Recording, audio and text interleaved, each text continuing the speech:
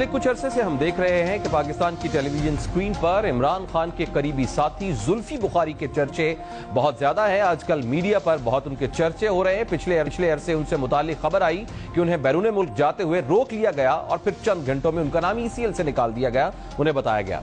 हमने इसके बारे में मजीद खोज लगाया, मालूम हुआ कि तारीख बहुत हैरानकुन है। उनकी और उनकी फैमिली का जो माजी है वो बहुत हैरानकुन है।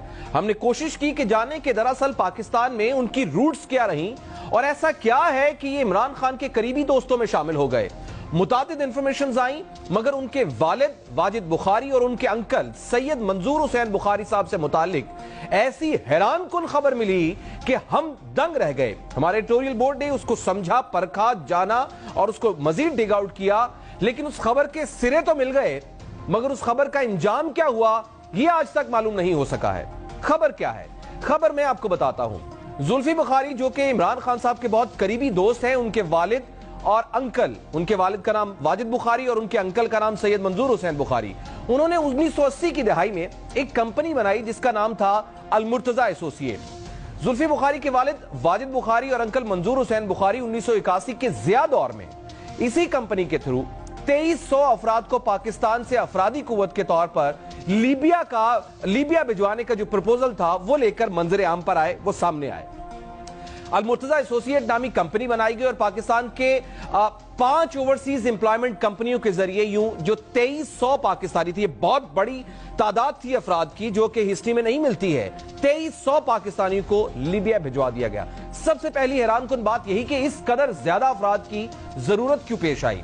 इतना बड़ा प्रपोजल तारीख का पहला बड़ा प्रपोजल था और इन अफराद को सिक्योरिटी गार्ड और हेड सिक्योरिटी गार्ड के लिए तैनात करना था और 2300 की तादाद थी, कोई लेबर वर्क नहीं था वहां पर। जब ये अफराद लीबिया चले गए तो उनके अहले खाना को, जो अफराद गए थे उनको, उनके अहले खाना को खत आने लगे इन्हीं अफराद के जो वहां गए थे कि उन्हें लीबिया के सहराओं में फौजी तरबियत दी जा रही है। फिर यह भी सुना गया कि उन्हें दमिश्क ले जाया गया और उन्हें काम करने से, उन्होंने वहां इनकार कर दिया काम करने से।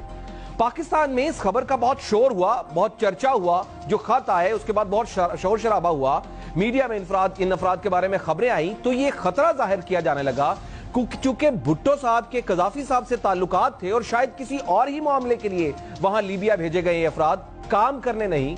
तो शोर उठा और एक आला सतह का वफ्द खुर्रम दस्तगीर साहब के वालिद गुलाम दस्तगीर साहब, जो उन दिनों वजीर बराए मेहनत और अफरादी कुव्वत थे, उनकी ज़ेरे क़यादत एक वफ्द लीबिया भेजा गया। हुकूमती सतह पर बात हुई और यूं इन 2300 पाकिस्तानियों को वतन वापस लाया गया। स्टोरी खत्म नहीं हुई है।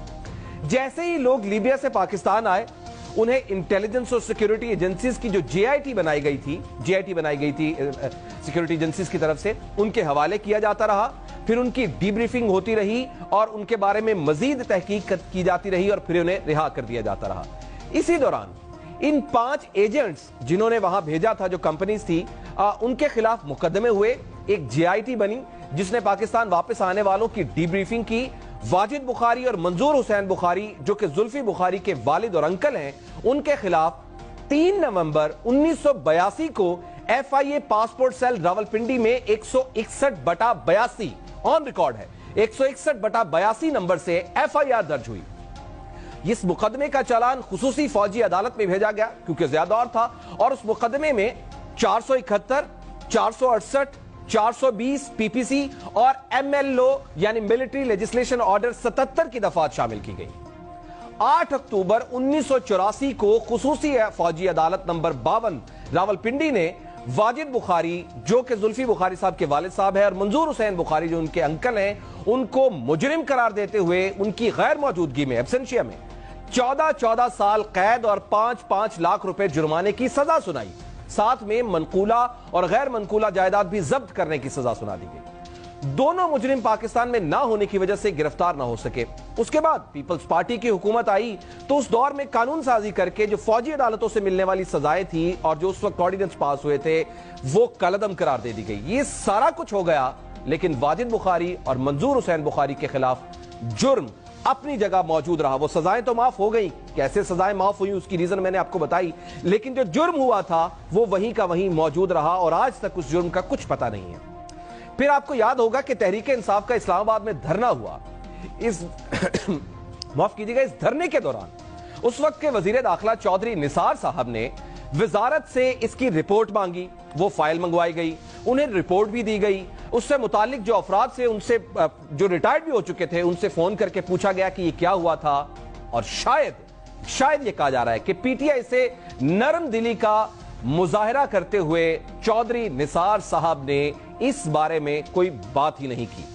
ये है वो स्टोरी जो बड़ी अहम स्टोरी है, यहां तक कि उस केस का क्या बना, उस फाइल का क्या बना, वो जो कलअदम करार दी गई थी सजाएं, लेकिन जुर्म वहीं का वहीं मौजूद था। उस जुर्म के लिए नया क्या अदालतों में पेश किया गया, वो केस दोबारा रिप्रेजेंट हुआ या नहीं हुआ, क्या हुआ, अभी तक कुछ पता नहीं है।